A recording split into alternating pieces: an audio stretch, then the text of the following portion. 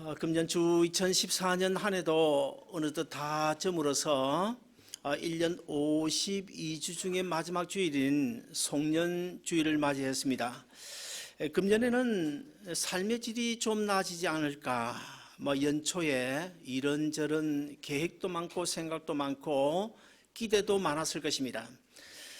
그래서 참 큰 기대를 가지고 2014년 한 해를 출발했지만은 지금에 와서 보니까 아무것도 이루어진 것이 없다. 그래서 속이 상하는 이런 분들도 아마 계시는 것 같고요. 그러나 반면에 염려하고 걱정했던 일들이 하나 둘 다 이루어지고 기대하지 않았던 일들까지도 이루어진 것을 보면서 이것이야말로 하나님의 은혜구나. 그래서 하나님께 감사하는 마음을 가진 분들도 계실 것입니다. 오늘 본문 이야기는 애굽에서 나온 이스라엘 백성들이 40년 광야길을 걸어서 마지막 이제 가나안 땅에 들어가기 직전에 모압 평지에서 그러니까 그때는 이미 애굽에서 나온 1세, 20세, 1세들은 다 죽었습니다. 그 2세들인 그 이스라엘 백성들을 젊은이들 앞에 놓고 모세가 한 그 설교, 장문의 설교 중에 한 부분입니다. 이제 먼저 거슬러 올라가서 이스라엘 백성들이 애굽에서 나와가지고 한 1년여 지난 동안에 어느덧 가나안 땅 접경까지 왔습니다. 그래서 이제는 하나님의 명령에 따라서 하나님의 말씀에 순종해서 가나안 땅을 정복해 들어가면 가나안 땅을 차지할 수가 있는데, 그만 그 12정탐꾼들 중에서 10정탐꾼의 잘못된 보고를 듣고 그만 겁이 더럭 났어요. 그러면서 하나님의 능력, 지금까지 함께 하신 하나님의 능력을 믿지 못합니다. 그래서 하나님을 반역하는 가데스 바네아 대반역 사건이 일어나게 되죠.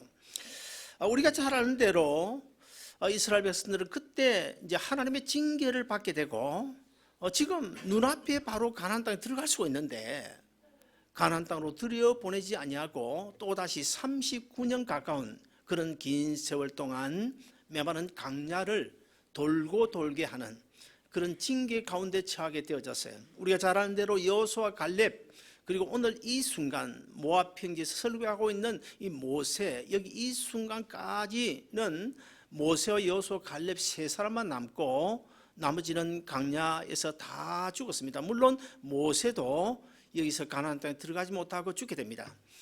제가 성지 순례를 가서 그 모압 평지도 가보고 유대 광야도 가보고 그리고 모세 기념 교회도 가보고 그 모세 기념 교회가 있는 그 산 언덕에 가서 쭉 내려다보면 저 사해 건너쪽으로 내려다보면 이스라엘 땅이 훤히 보입니다. 날씨가 좋은 날은 예루살렘도 보이고 감람산도 보입니다. 그런데 사실 그 땅을 들어가지 못한 거예요. 하나님께 반역한 바람에 하나님의 말씀에 순종하고 그냥 정복해 들어가면 되는데 하나님의 능력을 믿지 못하고 하나님께 반역을 하다가 그 60만 명이 되는 그런 많은 사람들이 39년 동안 그 광야를 맴돌다가 다 죽게 됩니다. 어떤 신학자에 의하면 그 39년 40년 동안 광야에서 죽은 사람이 얼마냐, 60만 3,648명에 딱 그렇게 주장하지만은 그것은 자기 나름대로 계산은 있었겠지만은 정확한 것은 아닙니다. 그런데 제가 그 이스라엘 땅 광야, 요단 강 이런 데를 다 가보니까요, 그 유대 광야라고 하는 것이 얼마나 삭막한지. 우리가 지금 15번 타고 라스베가스 가는 길 보면 광야가 있지 않습니까? 그런데 우리가 보고 있는 그 광야, 그보다는 훨씬 더 험악한, 도저히 사람이 살 수 없는 그런 곳이었어요. 제가 차를 타고 다녀도 정말 참 삭막하구나, 이런 데서 어떻게 예수님이 40일 동안 금식 기도하며 살았지, 이런 생각이 들고 이스라엘 백성들이 어떻게 40년 동안 이 길을 걷고 그렇게 지내면서 살았을까. 도저히 인간의 능력 가지고는 살 수 없다는 그런 결론을 제가 내리면서 참 하나님의 놀라운 기적과 능력 크구나. 온 우주 만물을 말씀으로 창조하신 하나님의 능력으로 그들이 40년 동안 그 강야를 돌았음에도 불구하고 하나님께서 징계하신 대로 그 1세, 20세 사이 1세들은 다 죽었지만 2세들은 드디어 이제 가나안 땅을 들어가게 되는 것입니다. 자, 그렇다고 한다면 오늘 본문을 통해서 이스라엘 백성들이 왜 강야길을 돌게 되었을까? 애굽은 제약 세상을 의미하고 제약 세상에서 빠져나온 구원 얻은 이스라엘 백성들이 강야 40년 요단강을 거쳐서 가나안 땅에 들어가기까지 그 강야 생활을 가리켜서 바로 우리 예수 믿는 성도들이 이 제약 세상에 육신을 입고 살아가는 우리 인생의 비유를 하고 있습니다. 그래서 흔히 옛말에 이런 말이 있지 않습니까? 인생을 가리켜서 고해라 그래요. 고통의 바다다 그렇게 말합니다. 정말 이 고통의 바다와 같은 그 강야 이스라엘 백성들이 이제 걸어갔는데 우리도 어떤 면에서는 그들과 좀 다르지만은 이 강야를 지금 걷고 또 걷고 있는 거예요. 그러면 하나님께서 우리로 하여금 왜 이 강야 같은 이 제약 세상을 인생이라는 것을 우리로 하여금 살게 하시는 것일까? 그 이유 중에 한 두 가지를 제가 설명을 드리면, 첫째는 낮추어서 교만하지 않게 하시기 위해서입니다. 오늘 본문 2절에 보시면 너를 낮추시며, 그래서 낮춘다는 말은 하나님께 대한 중심, 마음 중심을 알아보기 위해서 여러 가지로 이스라엘 백성들을 시험한 것을 이야기합니다.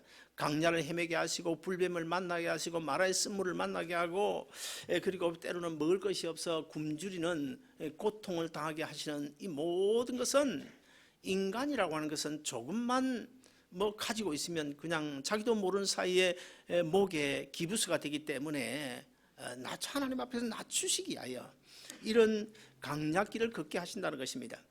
사실 그렇지 않습니까? 사람은 누구나 체킹 구자에 한 돈이 우리 교인들 가운데 한 50만 불 든 사람이 있을까요? 내가 볼 때 없을 것 같은데요.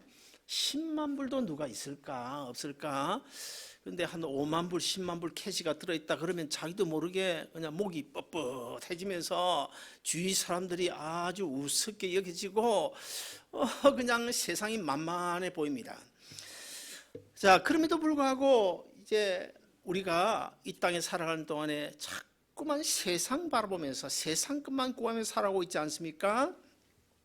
그럴 때 이제 우리 하나님은 자기 자녀라고 하더라도 굶주리는 고통을 주셔서 우리로 하여금 낮추게 하신다는 것입니다. 길을 가로막아 낮추시고 그리고 기적을 베풀어서 인간이 얼마나 연약한 존재임을 깨닫게 해주십니다. 출애굽기 16장 3절에 보시면 인간 특유의 원망하는 본성이 나오는데 우리 같이 한번 읽어보실까요? 같이 읽어보시겠습니다. 시작. 이스라엘 자손이 그들에게 이르되 우리가 애굽 땅에서 고기 가마 곁에 앉아있던 때와 떡을 배불리 먹던 때에 여호와의 손에 죽었더라면 좋았을 것을 너희가 이 강야로 우리를 인도하내어 이 온 회중이 줄여 죽게 한도다. 자, 이스라엘 백성들이 이 배고픈 것 때문에 모세를 원망하고 하나님을 원망하고 계셨어요. 근데 제가 그 강야를 좀 걸어보니까요, 정말 그 강야, 우리는 성경책을 보고 이스라엘 백성들이 하나님의 능력을 보고서도 왜 원망하며 했을까, 조금 참고 기다리지, 우리는 그렇게 쉽게 생각할 수 있지만 사실 정작 우리가 그런 형편이 되면 우리 역시도 이스라엘 백성 못지않게 하나님을 원망하고 모세를 원망할 수 있겠더라고요. 도저히 사람의 능력으로 살 수 없는 곳이 바로 강야인데 원망할 만한 곳이 강야였다는 것을 제가 느낄 수 있었습니다. 구약시대 이스라엘 백성들뿐만 아니라 오늘 우리도 사실 언제나 육신의 것, 눈에 보이는 그것으로 만족하고 그것 때문에 불평하고 살아가고 있지 않습니까? 뭔가 보이면 좋아하고 뭔가 보이지 않으면 그냥 하나님을 원망하는, 남편을 원망하고 아내를 원망하고, 그런 이스라엘 백성들을 향하여 하나님께서 하늘문을 열어 만나를 비같이 내려주셨습니다. 이 만나라고 하는 것은 사람의 노력에 의해서 얻어진 양식이 아닙니다. 하나님의 능력으로 하나님의 말씀에 의지하여 이스라엘 백성들에게 내려주신 하늘의 양식입니다. 따라서 이스라엘 백성들에게 이 만나를 주셨다. 어떤 의미가 있을까? 이것은 우리가 먹고 사는 문제, 가나안 땅에 들어가는 문제, 천국에 들어가는 이 문제는 인간의 능력으로 되는 것이 아니고 하나님의 능력으로만 가능하다는 사실을 우리에게 보여주는 거예요. 자, 오늘 본문 3절 하반절에 보시면 사람이 떡으로만 사는 것이 아니요 여호와의 입에서 나오는 모든 말씀으로 사는 줄을 너로 알게 하려 하심이니라. 무슨 말입니까? 하나님의 말씀으로 살아야 된다. 하나님의 입으로 나오는 말씀이 바로 떡이다. 그 말씀 속에 우리의 삶의 능력이 있고, 그 말씀 속에 치유의 능력이 있고, 그 말씀 속에 우리 문제 해결이 있고, 그 말씀 속에 인생의 답이 거기에 있다는 것입니다. 사랑하는 여러분, 지난 한 해 여러분, 하나님께서 참 나를 낮추시도 너무 낮추시지, 왜 이렇게 어려운 고통 속에 거하게 하는가, 왜 이 문제 하나님께 해결해 주시지 않는가, 그렇게 생각하실 분이 계실 것입니다.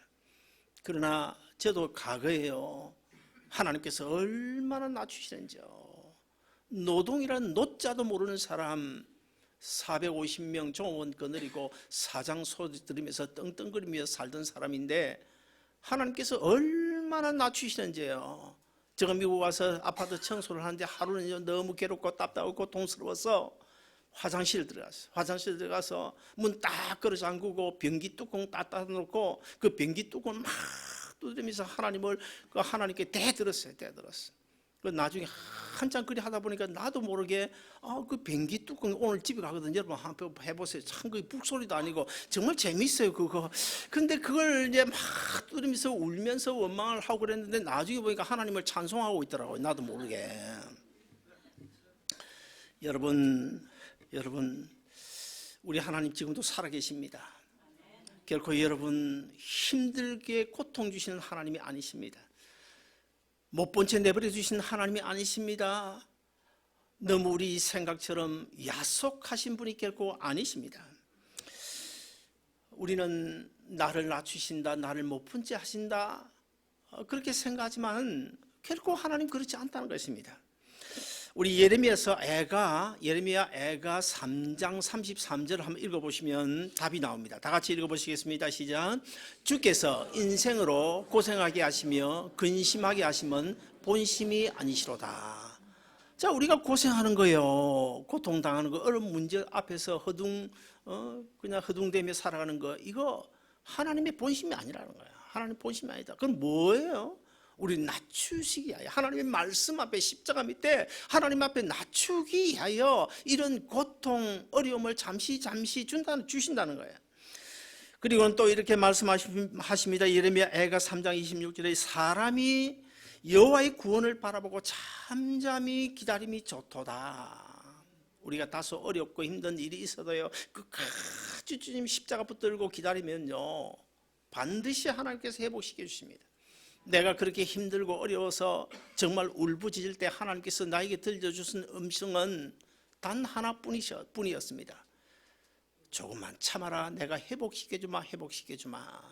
가슴 속에 들려오는 하나님의 음성 그것뿐이었어요. 그런데 여러분 어떻습니까? 다 회복됐어요. 끝까지 하나님을 믿고 참고 기다렸더니 하나님께서 다 회복시켜 주셨어요. 사실 얼마나 하나님께서 회복시켜 주실지 몰라요. 먹고 사는 문제도 회복시켜 주시고, 또 수많은 목사님들, 그 많은 동문들 가운데 이제 우리 교회 다 옵니다마는 저를 얼마나 부러워하는지 몰라요. 하나님께서 다 회복시켰어요. 저는 우리 아름다운 동산교회 소소한 여러분 한 사람 한 사람 지금은 좀 힘들고 어렵지만 끝까지 주님 십자가 붙들고 믿고 의지하며 인내하고 기다리면 하나님께서 반드시 회복시켜 주실 줄로 믿으시기를 바랍니다. 둘째로, 하나님의 명령을 지키는지 지키지 않는지를 시험하기 위해서 우리를 낮추십니다. 이스라엘 백성들에게 하나님이 주신 명령이 무엇일까요? 신명기 6장 5절인데 우리 같이 읽어보실까요? 신명기 6장 5절입니다. 시작. 너는 마음을 다하고 뜻을 다하고 힘을 다하여 내 하나님 여호와를 사랑하라. 자, 마음을 다하고 뜻을 다하고 힘을 다하여 하나님 사랑하며 살아가는, 이것이 하나님이 우리에게 주신 계명이에요. 우리에게 주신 명령이에요. 정말 이 명령대로만 살아가면 하나님이 회복시켜 주십니다. 이스라엘 백성들이 하나님을 사랑하는지 사랑하지 않는지, 하나님의 명령을 지키는지 지키지 않는지, 그거 시험하셨어요. 어떻게 시험하셨습니까? 강약길을 헤매게 하시면서 시험하셨습니다. 굶주리게 하시면서 시험하셨습니다. 불뱀을 통해서 시험하셨습니다. 이 모양 저 모양으로 시험하셨어요. 이스라엘 백성들을 시험하신 그 하나님 오늘 또 우리를 시험하십니다. 우리가 하나님의 자녀가 아니면 시험할 이유가 없죠. 마귀의 자녀면 시험할 이유가 없습니다. 그러나 우리가 하나님의 자녀이기 때문에 하나님께서 우리로 하여금 내가 나를 사랑하는지 사랑하지 않는지, 내가 신앙의 우선순위를 지키는지 안 지키는지 내가 한번 시험해 봐야 되겠다. 그래서 시험하시는 거예요. 그래서 비즈니스가 잘 안 되게 하실 때도 있고, 심지어는 망하게 하실 때도 있고, 건강에 문제가 생길 수도 있게 하시면서 우리를 시험하는 거예요. 그런데 이스라엘 백성들은 그 시험에 다 떨어졌어요. 낙방했어요.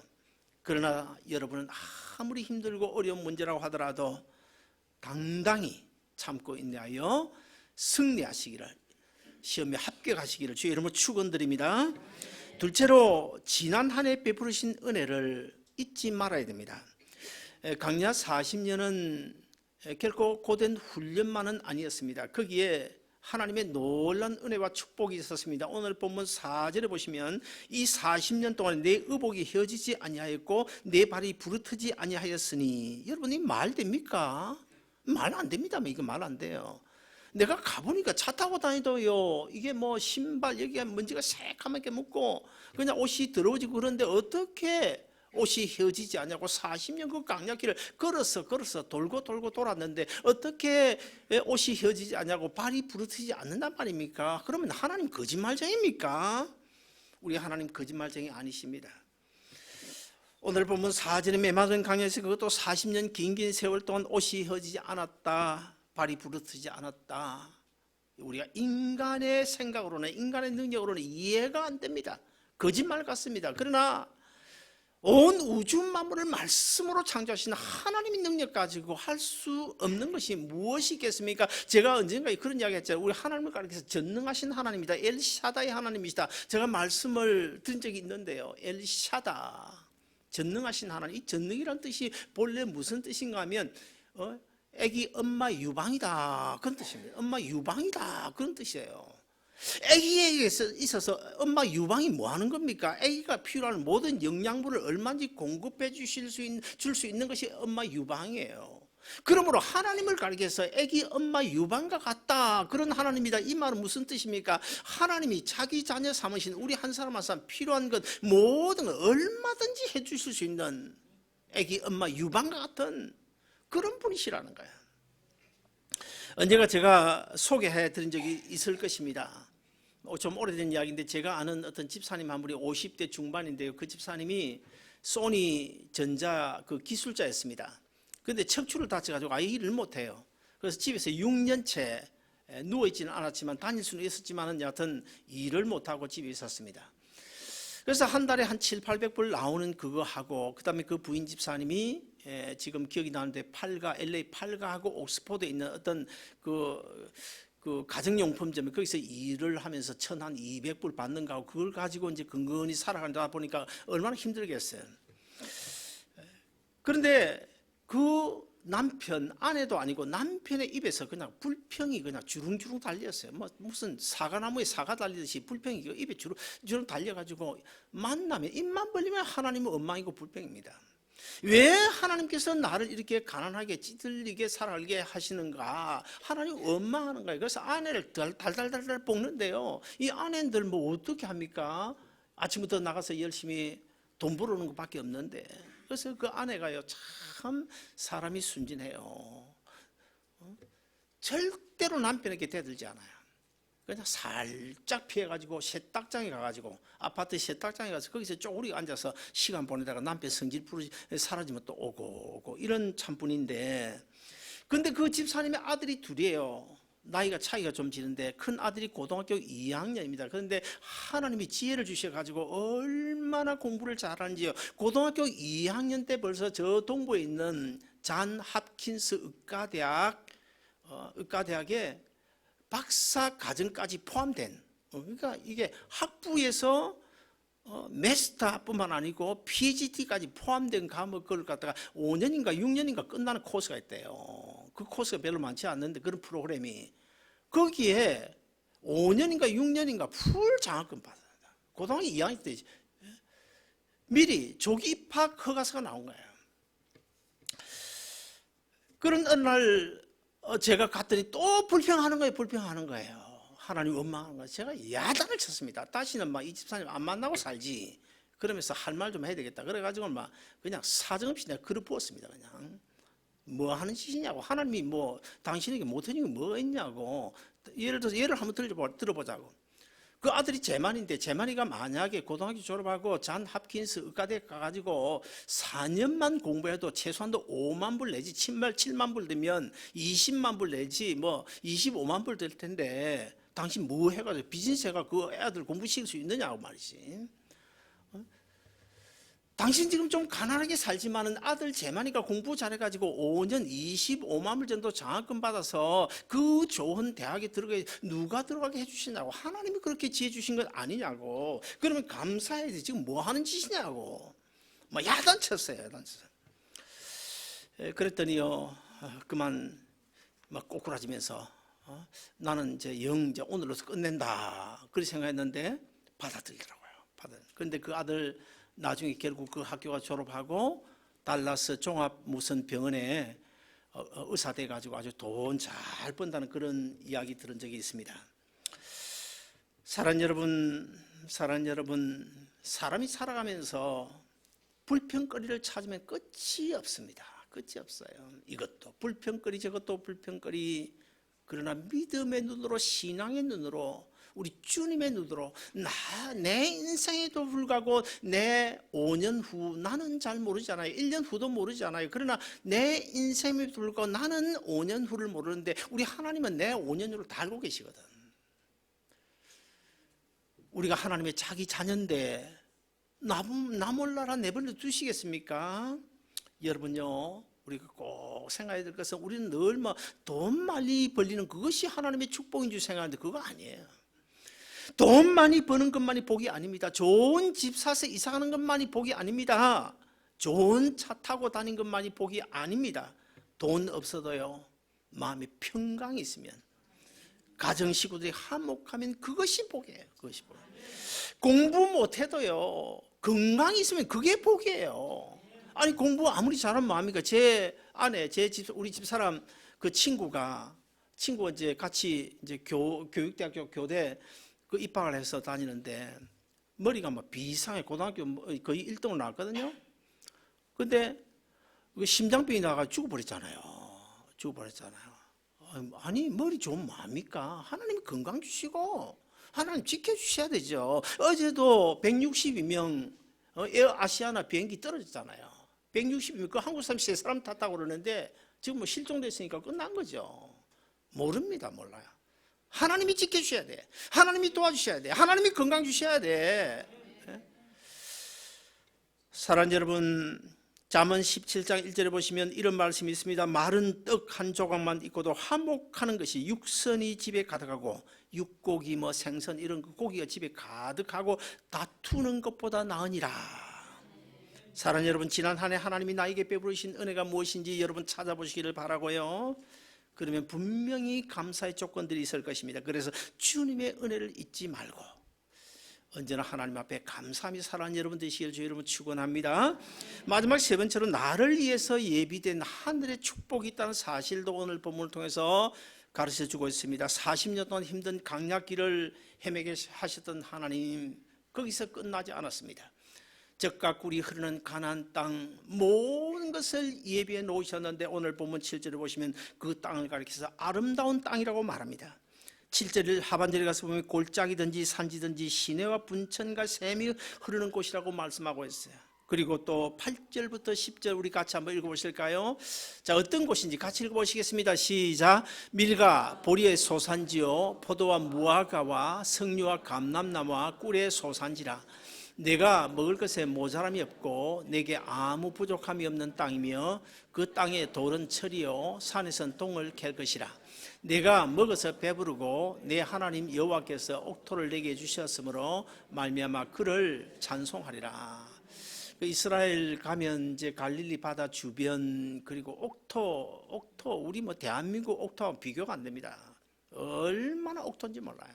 1년에 3모작 하는 그런 옥토예요. 옥토. 젖과 꿀이 흐르는 땅. 사는 여러분 가운데 지난 한 해 정말 너무너무 지긋지긋했다고 생각하실 분이 계실지 모르겠습니다. 그러나 여러분, 옷이 없어 헐벗었습니까? 먹을 것이 없어 굶주린 것도 아니잖아요. 꼭 먹으려면 두 식구, 세 식구 나가서 갈비 한 대 정도는 사물 그릴 수 있잖아요. 지난 한 해 내가 건강하고 내 가정이 온전하고 내 자녀가 제자리에 서 있고 내가 주님 십자가 안에서 벗어나지 아니하고 주님 은혜와 사랑 받으면서 오늘까지 살아왔다고 한다면 이 모든 것이 주 2014년 지난 한 해 하나님이 나에게 베푸신 은혜인 줄로 생각하고 감사함으로 내년 새 주 2015년을 맞이하는 여러분 되시길 주 이름으로 축원드립니다.